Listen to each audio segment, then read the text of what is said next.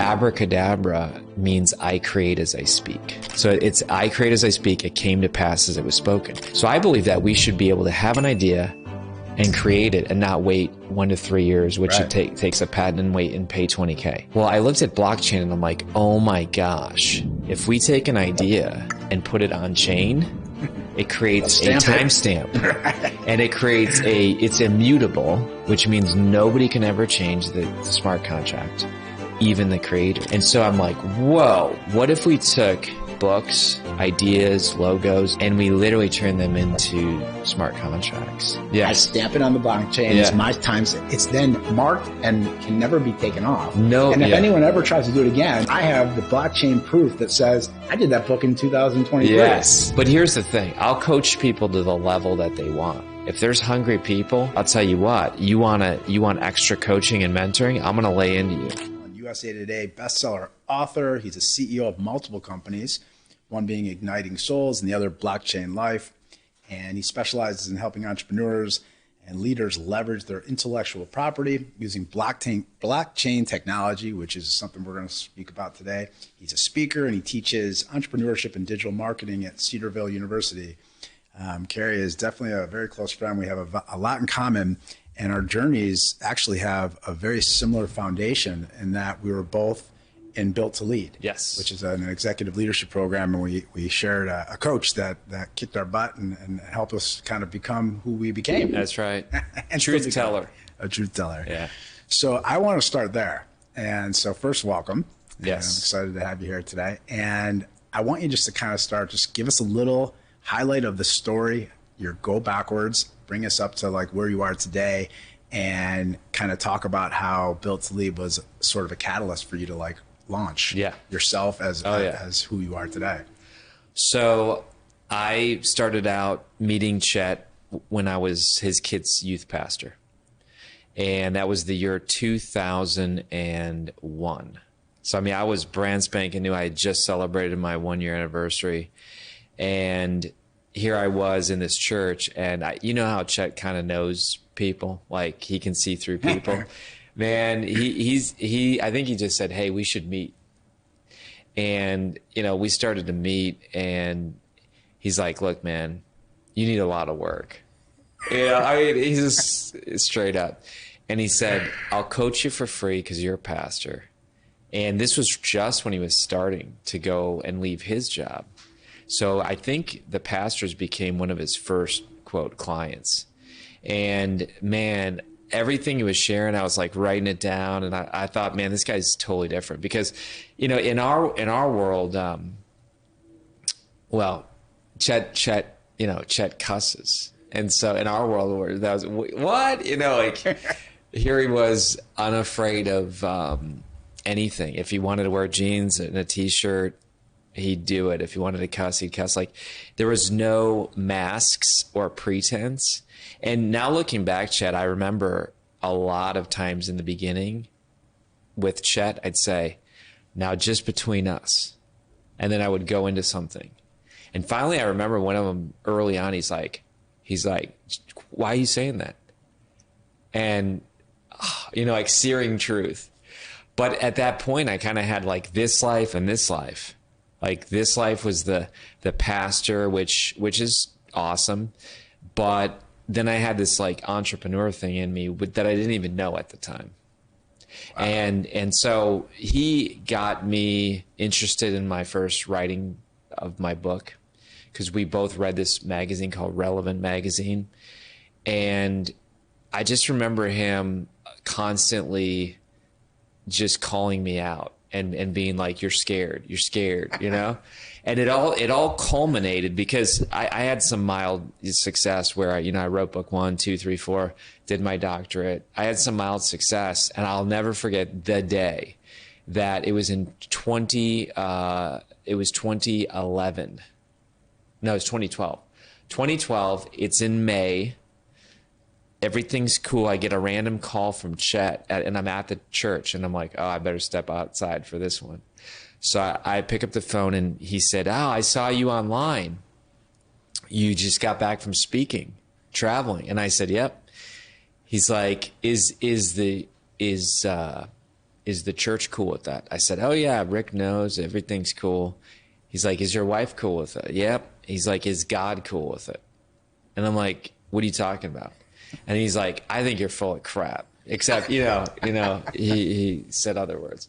He said, I think you're living off the church's dime because you're living your own life and you're scared to go pro. And he said, I think you're going and speaking at all these events and telling everyone to live a big game, and you're spineless. And I mean, he just starts, and I'm like, and then he says, you can't take the ring and stay in the Shire. And then he said, when you grow up here, call me back. Boom. And then he hung up the phone. No yes. Way. Yes. And so I literally, after that call, I felt like I had a vomit because I knew I would never, like, he called me out and I knew I could never go back and like play the game. Right. And so literally within 48 hours, I told my senior pastor, I was like, I'm out. Wow. Yeah. I needed that push because I had connected with John Maxwell in 2011 and kind of started to build like this side thing. And it was getting to the point where you could tell like there was some tension going on between the church, and nothing against the church. I loved it, but I hated the meeting part of it. I hated the slow speed. Were you feeling the dissonance inside too? I thought I had people fooled, meaning like, I'll take this speaking gig. I'll write that book. I'll do that. But I mean, you got to remember, I had 3 kids, still do, but like 6, 4, and 2. And I remember, oh my gosh, like I got to replace the church income and get my own health insurance and my own retirement, and my kids go to the Christian school. Like you start adding it up, and then if you're never an entrepreneur, you're like, whoa, that's a big step to leave. But it's a mindset. And even my newest book called The E-Mind, How to Think Like an Entrepreneur and Gain an Exponential Advantage. Like you literally can think like an entrepreneur in my opinion, in any industry. But most people aren't willing to think that way. Most people aren't thinking. Yeah, there you go. That's true. Yeah. So you left the Shire. I left. I told them I was out, and they said, whoa, we got to transition this well and slow. And I'd been there 12 years. So you are a visionary poster child. We don't have enough time to go through all the things that you've done and the ideas and the companies and, the mistakes, the learning. Oh yeah. And then the hitting a plateau and then going, I mean, I've watched it and it is truly inspiring. Every time I talk to you, I want to go do more. And I've met people that you've worked with. You brought them to my office and you showed them my vision and my opus and my dream. And I still have people that connect with me. That's through crazy. There. It's incredible. But just thinking about your journey overall, right? What has been, outside of having to figure out your identity, what has been your biggest leadership challenge personally for yourself as a growing entrepreneur? I had 2 years ago when I started to see this blockchain thing come about. You and I would chat. We'd be like, oh my gosh, look at NFTs and blockchain, and the whole world's changing. And I had a integrator. So, in the EOS world, you have a visionary and an integrator. So I had an integrator and a CFO, nice people, 2 ladies. Now looking back, I'm like, oh my gosh, I didn't see it. But at the time, I think they lost faith in my vision. And I think honestly, the integrator also had too much vision. So in other words, vision collision. She, what did you call it? Vision collision. Oh, is that really a thing? Oh, yeah. I've never heard that. That's good. So I think what probably happened is she started to see this blockchain thing and be like, whoa, this is woo-woo crazy stuff. And her and the CFO started talking. And now looking back, I'm like, oh my gosh. But they're like, hey, we don't need to do our weekly meetings anymore. That's, and I'm like, they said it as, we want to free you up. You keep, But little did I know that they were conspiring to form a competitive company, and they left within a week of each other. I won't go into the details because it goes pretty. It was a challenge. it honestly ripped my heart out because I'm a big trusting guy. Like if I meet people, I give them automatic belief, automatic trust, because I just have had people do that for me. It's not like I'm a great guy, but like I've had people who don't even know me be like, man, God's going to use you. Like, I believe in you. And that was a story back when I struggled with depression and self-injury. A guy named Carl changed my life because this stranger believed in me. So like I give that gift of belief to everybody. But after that happened, man, I mean, I started to like pull back, and I feel it now. Like looking back, I'm like, wow, I was pretty in a dark spot.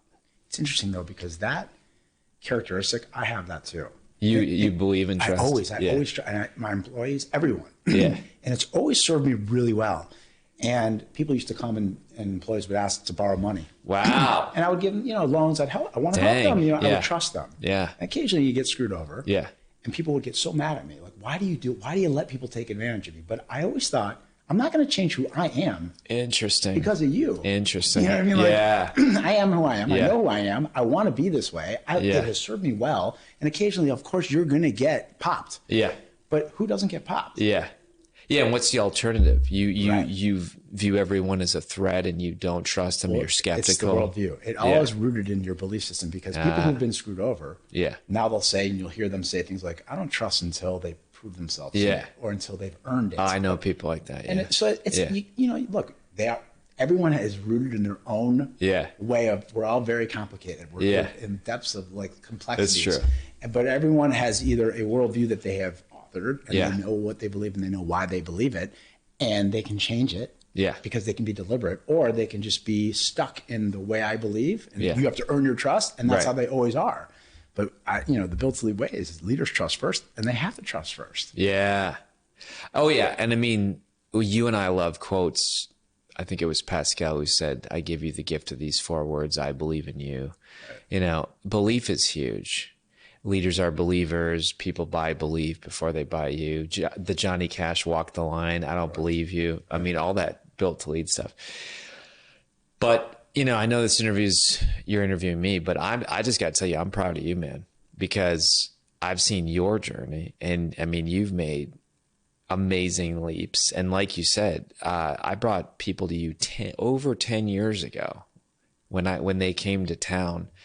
And I brought them to like key people. Yeah, I brought like 30 people to you at one conference, and I said, let's go visit Chet. And like they were blown away at your Opus wall, because I had taught them this stuff, but now they saw it in real life. It's funny. So I created a think tank in my conference room. That's right. I basically took everything inside my head and I put it up on the wall so people can see what I'm thinking. That's right.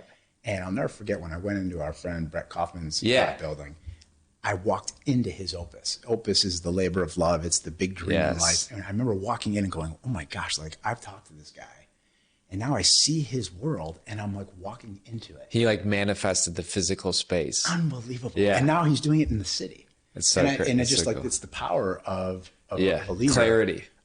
Clarity with a leader who's done the hard work and knows where they're going. That's right. My way is the highway, right? So like, it's incredible when you have that. And I think about the ability to have what you have, which is, I've watched you do this, and I thought you were going to say, and actually you did kind of say it. I don't know if this is the same exact thing. Sure. The example you gave, but you jumped on this blockchain, which is this new technology that is it's crazy, the roller coaster. You think like the whole world's about to change, then you don't hear anything about it.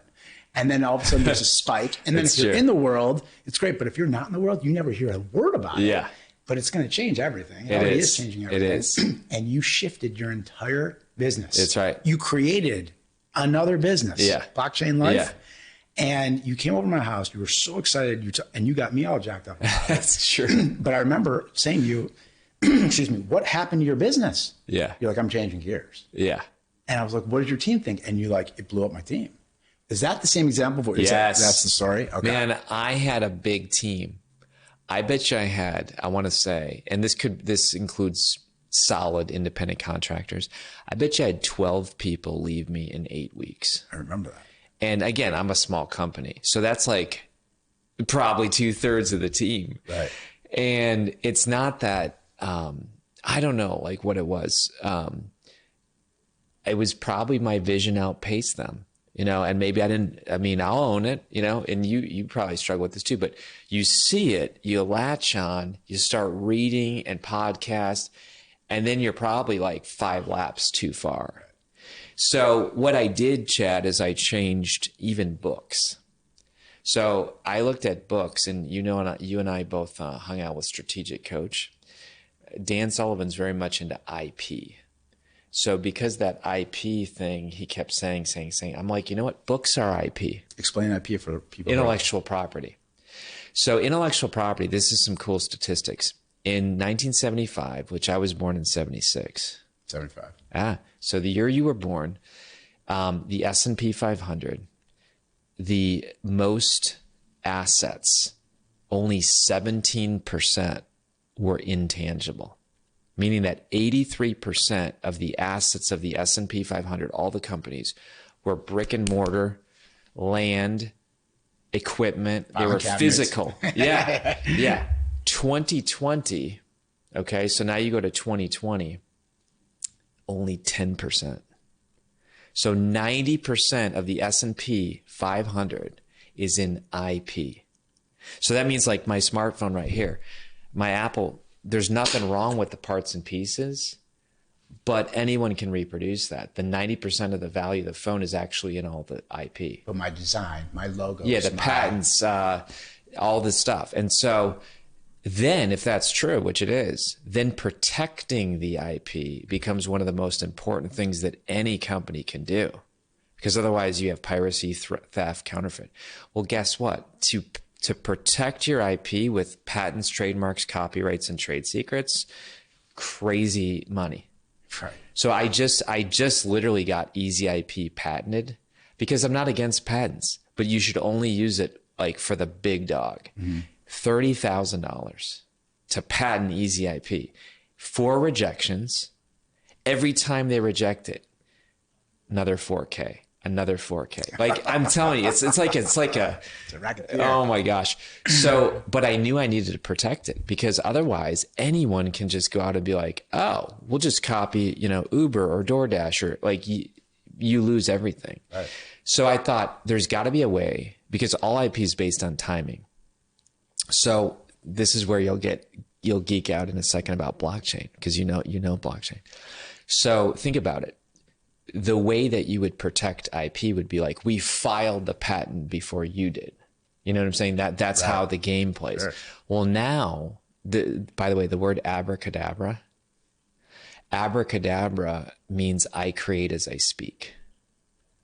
So it's I create as I speak. It came to pass as it was spoken. That's how I believe in a faith. I believe in God. God said, let there be light, and there was light. So I believe that's how the way God, and we're created in God's image. So I believe that we should be able to have an idea and create it and not wait 1 to 3 years, which right. It takes a patent, and wait and pay $20K.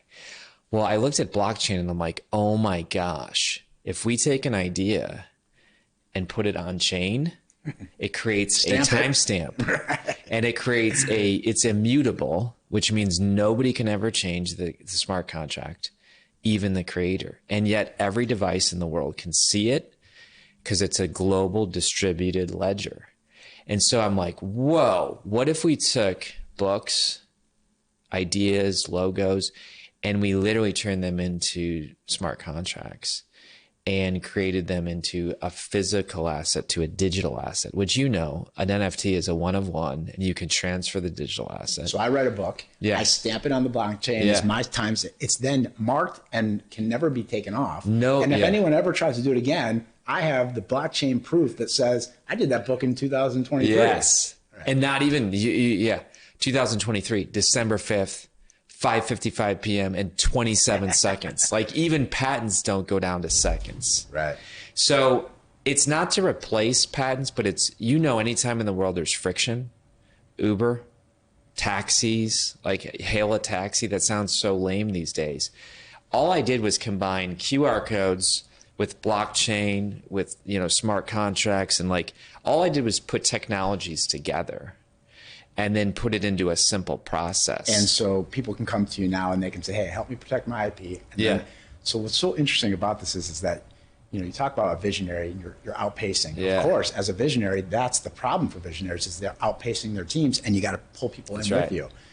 But you had such clarity. You had consumed so much information. Oh my you had gosh. learned so much, and then had the network to talk to people that you were putting pieces together. Your team can't even fathom. And meanwhile, your company is doing what at this point? Because they're not a blockchain company. You're doing marketing. You're doing so book publishing and book promotion. Okay, so you see the connection because you could publish these books now on blockchain, and you could be the first person in the world. Yes, and so it's our differentiation. And here's what's so incredible about it. I remember talking to you. Yeah. And you were going through the biggest struggle of your career, meaning 12 people leave you in what time frame? Like 8 weeks. And you were smiling, and you said, I can't believe it. You go, I can't believe it. They all left me. But you were so clear on your vision that it didn't even phase you. Like you were phased. You were phased because you got jolted, but you didn't take like your I didn't say like I'm full of crap. You weren't I'm feeling done. bad. You weren't. You were smiling. I remember the smile, and I remember like So I think that's the power of like someone who knows who they are and knows where they're going. Yeah.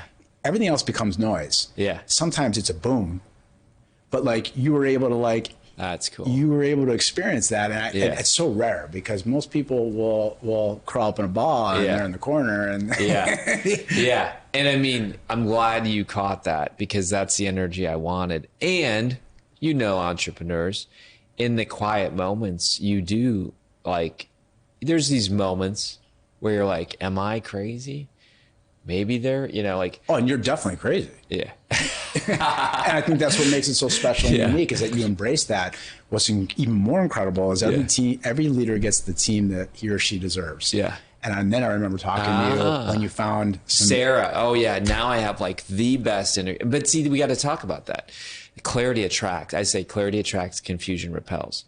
So you're right. I was clear and repelled the wrong people, but I was clear and attracted the right people. Yeah. And I did change my, Peter Diamandis calls it your MTP, your massive transformative purpose. I went from we publish books and turn them into 18 streams of income. And notice the little tweak. We publish, protect, and promote IP and turn it into 18 streams of income.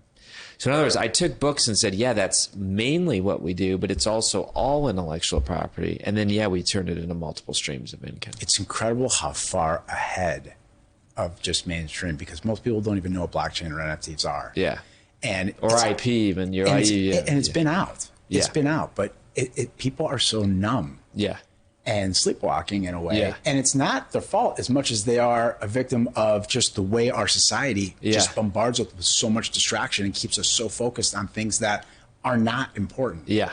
Or they think like lazy thinking. They say blockchain is Bitcoin. And you and I both know blockchain is like the railroad that Bitcoin rides on, but also a lot of other things ride on. Like I'll give you some quick examples of blockchain, just really quick. Chipotle had a contamination years ago, and it took him, I guess, 8 months to find out that it was an Australian beef farm. But in between there, they had to lay off all kinds of people. They had a horrible marketing campaign where people are getting sick. Like 8 months of crud when if they just put their vendors on blockchain, they could have found out that contamination in about 8 minutes. If that. Yeah. Maybe even 8 seconds, I've heard. So you get the point. Like that's an example. Another example, there's a certain neighborhood that said, you know what, they've got potholes everywhere.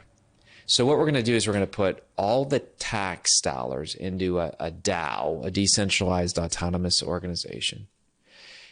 Everyone's going to agree to it. And when you drive over a pothole, you're just going to open the app and press the button. And what that's going to do is it's going to release the tax dollars, send it to the asphalt company automatically. They're going to dispatch the asphalt people and repair the pothole all with one press of your button. Is that crazy? How about you buy a ticket to an event and someone shows up and says, that's my seat.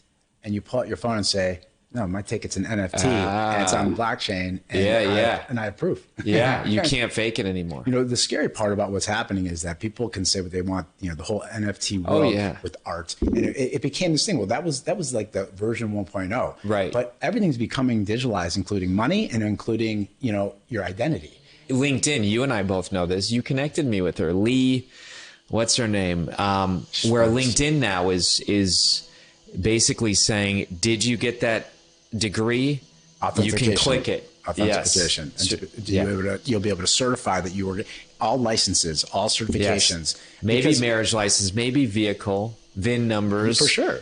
I mean, look, I could go on LinkedIn today. I can create a profile. I can say I graduated with this. I have this degree. I have this. You would have no clue. I could say I did Igniting Souls. I wrote that book, right. and you wouldn't know that I did or didn't unless I'm able to verify that. And I think the new election coming, certainly if it's not this series, in 4 years, everything in my opinion is going to be on blockchain. Yeah. Because it just came out yesterday. You can do all news with AI and it can be all fake. Right. So right now there's a book called The Truth Machine, and it's all about blockchain. That's what blockchain does. Well, they say like 90% of the internet eventually is going to be all just AI generated content anyways. Yeah. Because why would anyone want to do anything when you could just generate all the content? Well, here's what's so funny. You know how, like, you ever think about how everything is the opposite of what it really is? Like, people think this, but then like you have your mind just blown with something that's opposite. So everyone who says like, I don't want to go near that, I'm not going to put my identity on there, but it's the opposite true. You're going to beg to be on it because otherwise you're not going to be able to prove you're you. Wow. So when you're going to want to be able to say, this is mine. Right. I own this. If you lose your passport, Anything. you just show your digital wallet, and there it is. And imagine you don't have that. Yeah. What happens if you're traveling and you can't get out of the country? You know, it's a really scary thing because you can see how things can unfold and get there. And we don't know what it will look like. We don't know what kind of a version of it will be. But like, it's already here. It's not coming. It's already being used. I feel like the world's going so fast. And you're right. Blockchain is a way to bring trust back. Right. So how do leaders, I guess just to shift the conversation back real quick, how do leaders navigate through figuring out like, do I need to call this guy and like start protecting my stuff? Like, is it something where it's an urgent thing, or do you think there's just a lot of time and you don't want to get caught behind the ball? Or here's a great example. There's a guy named Chris Maxon who does amazing fireplaces. Like, he's in Minnesota. He's got a great fireplace company. He was having a chat, not with me, with our friend Lisa Sinney. You know Lisa? So there's Chris, Lisa, and me. And Chris is saying, I don't think I need this IP stuff. And right. And I don't care. I mean, I'm not pushing anything. And Lisa says, do you have anything unique in your company? He's like, oh yeah, we've developed this glass that you could actually lick. And we developed it because with fireplaces, kids do crazy stuff. They'll put their hands on it. They'll lick a glass fireplace. Right. And imagine so he said, we developed this technology. And then she said, do you think other people are copying you? And he's like, probably. So then she says, this is like reverse IP. She says, okay, since it's not protected and you create it and you have such a generous heart, you're letting other people use it. What if they go and get the IP protected and shut you down? Ooh. And then she said, how soon would you be out of business? He's like, a month. So then he's like, I get it. So you see what I'm saying? That's incredible. Is that a good story? That's incredible. Because you got to be first. You got to be first to the game. Yeah, and you might have this. Oh, anybody can use my stuff. Okay, what if they take your stuff and block you out of your own land? How much does it cost to do? Easy IP, $97. That's unbelievable. Why are you doing it so cheap? Scale. We know that. Listen, our target isn't like one author who's going to do one book. We have an enterprise level. The enterprise level, most people are buying it. It's $3,100. And what we do is we create their own token, their own IP portal, and give them 50 smart contracts. So that's kind of like... And you do everything soup to nuts for them? They can literally take a photo of their idea. They could draw something out at a restaurant, take a photo, upload it to the portal. We take care of everything. It's incredible. Is that crazy? So like literally you and I, we have ideas all the time. Right. So you don't have to sit there and like fill out all this stuff. We have literally take a picture. When it comes to being in court, a patent versus what's the difference? So if you go to easyip.today, our website, click FAQs, we have documentation of how now smart contracts are being at the same level. Wow. Remember in the year 2000, prior to the year 2000, you had to literally sign everything. Right. It was called a wet signature. Like, you want to do business with somebody, they have to FedEx you something overnight. You got to sign it. Now you're. So what did they do? In the year 2000, they passed the Digital Signature Act, which basically said as long as certain parameters are in place, DocuSign, sign now, all that stuff. So imagine what it did to business. It opened up a whole new world. That's how smart contracts are right now. Smart contracts are literally on this precipice where people, it's going to get so weird where you want to go buy a property. You and I both know this. You'll put on the goggles. You'll take a tour in the metaverse of the property. You'll literally open up your MetaMask wallet. You'll literally press send and it'll. So how are people doing it today if they don't have something like what you created? Like, if I want to do a smart contract today, what do I go? I have to go get an attorney to make us. I'm going to pay what? I mean, you're going to pay a ton of money, and the learning curve for right now Web3, it takes some time. Yeah, and that's time where if it's not your unique ability, why are you doing it? Right. So could someone go like do EASIP themselves? Sure, but it's the same thing. Like, could you go sell a house yourself? Sure. Like, but do you want to? Like, I'd rather do my unique ability and then have. And it's not so easy, you know. It's, yeah. at the end of the day, easy you might be able to do it. Yeah. But it doesn't mean you can do it. Right. Right. Or yeah. And you got to look at the learning curve. So what we did is we basically said this is our one idea that we want to patent. And again, I have Keegan Caldwell IP. They're the fastest growing law firm. I didn't think they'd take me as a client because I thought, they make their money on patents. Why would they patent something that actually says you don't need a patent? But they love it. Do you not need a patent? So we say that, and I encourage people to watch the TEDx talk because the TEDx talk takes this concept and I had to bring it like way down. Okay. But we say it's a first layer and a fast layer. Okay. Let me give you a quick story. And I got a few more minutes, but let me give you a quick story about how this all makes sense. This is a true study that was done in 2006, the American Society of Landscape Architects. They took a preschool teacher and they said, look, they wanted to test fences. So they said, we're gonna ask you to bring your class to 2 playgrounds in a busy city. One has no fence, one has a fence. And we want to observe the kids. So they had this great playground equipment, but at the first playground, preschoolers, no fence, all the kids huddled around their teacher. They were scared. They're like, safety, cars, strangers. They just huddled. Nobody played. Nobody was creative. Right. Second playground, it's got this nice fence around it. Not a wall where you can't even see like a patent, but they have a nice fence, good height. The kids loved it. They played up and down the slides, swings, the whole thing. That's what EASIP is. EASIP is basically saying, look, I got an idea and I'm going to put a fence around it. Not a wall like a patent. You can do that. Right. But I'm going to create a little fence. And what that little fence does is it tells people you can't just come in here and take whatever you want. Right. So what it actually does is it increases the value. Get this, Chad.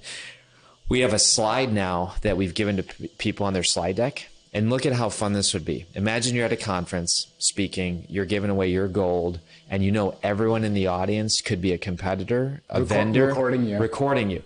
And we've seen this where people literally are going click, click, every slide. Right. So here's what we do. We say, we have a slide that says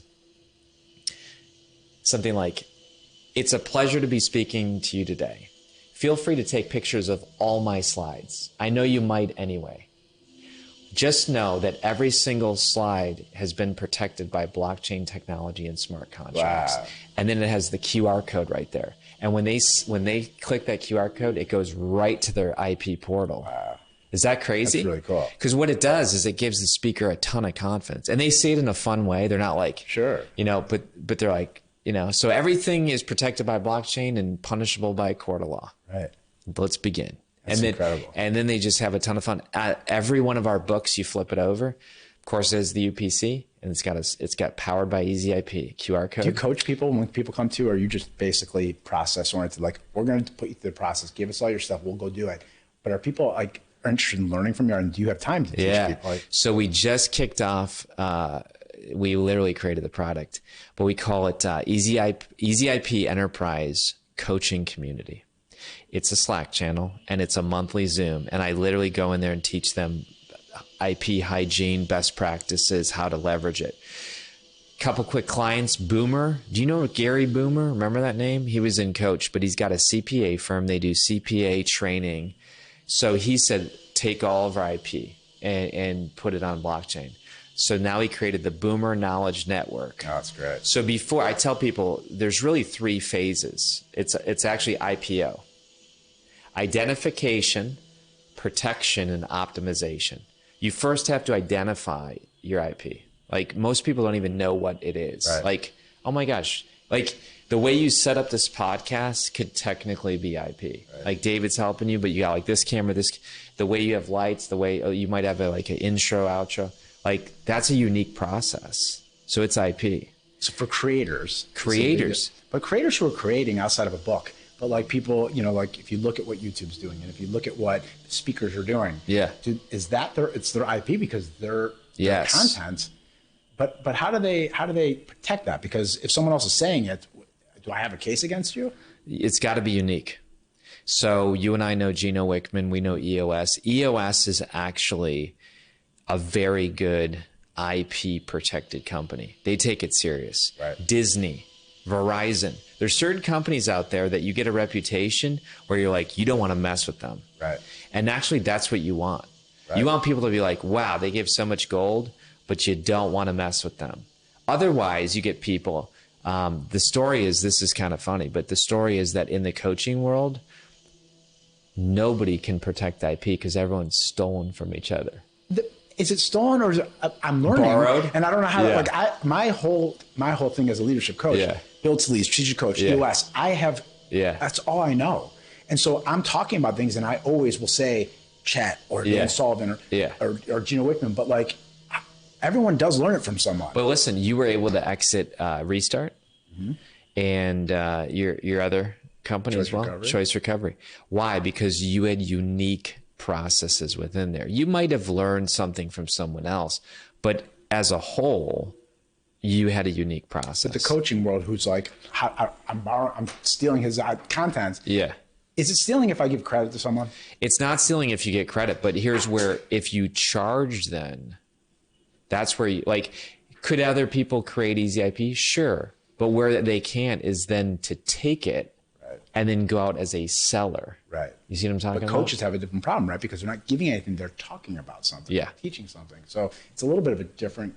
It's fine quoting, but then you could say, like, how does any book ever get a copyright? Because every book. So do people get around this by saying, like in the EOS world, you have L10 meetings?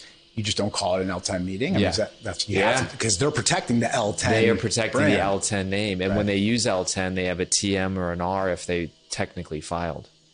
So I know we're running out of time. So one more question here. So I appreciate you sharing that. It is really cool. I love talking to you about that stuff. What is your advice, guidance? You have so many people today with self-education now being such a big deal because there's so many creators creating so much free content that you could literally go to college in a way on university or online for free versus going and spending $100. So when it comes to how many entrepreneurs, how many people filed for businesses during COVID, I mean, the world is going towards, I don't want to be an entry-level employee anymore. And those jobs are slowly going away anyways. When it comes to leadership, when it comes to coaching, have you always been coached? Have you always had mentors? Have you always had... I've always sought out people. I've been teachable. And I'm not saying I'm humble or like I always take it right. But I've always, especially males, I've always like wanted that father figure mentor. I don't know, encouragement, belief. To kick your ass? I mean, yes, I think I do respond well to those types of coaches. I like a coach who's tough. I know not everyone does. Some people are actually turned off by that. Because you've coached a lot of people. Yeah. Were you tough? You know, I tend to be a belief coach. I probably need to get a little tougher. I'm way tougher on myself. Way tougher than people. Right. You know, like even my students. To the point where, like Chet will say, hard on self, not down on self. I need to probably step it up. But here's the thing. I'll coach people to the level that they want. If there's hungry people and they want it, I have those students now where, yeah, everybody gets a certain grade. I'm not the type of professor where it's like, I don't give any A's or B's, or you got to like, but I'll tell you what, you want extra coaching and mentoring, I'm going to lay into you. So, you know, I'm a fan of Jesus. He had his 12 and then he had his 3. Do you ever wonder what would happen if you had not met Chet? Oh my gosh. Absolutely. I mean, I'd be some complaining guy that would like be a victim. It's incredible how blessed we are when you have someone in your life that can be a truth teller. That's why I think the mentoring and coaching world, it'll just become, it's something that's necessary because no one's doing it by themselves. It's true. Oh my gosh. There's just too much. It's just, you can't do it by yourself. Yeah. I'm a different person. It's incredible. Really cool. Listen, I appreciate you joining me. Hey, man. So much fun talking to you. Can't wait to get you on my show, too. You got it. You got it. Best of luck. Nothing but health, success, love for you, your family, and for your businesses. And as you know, you can always count on me for anything. I will always be there for you if you need help with anything. And again, thank you so much for being here. Awesome show. Thanks, Chad. All right. Thank you. So good. So good.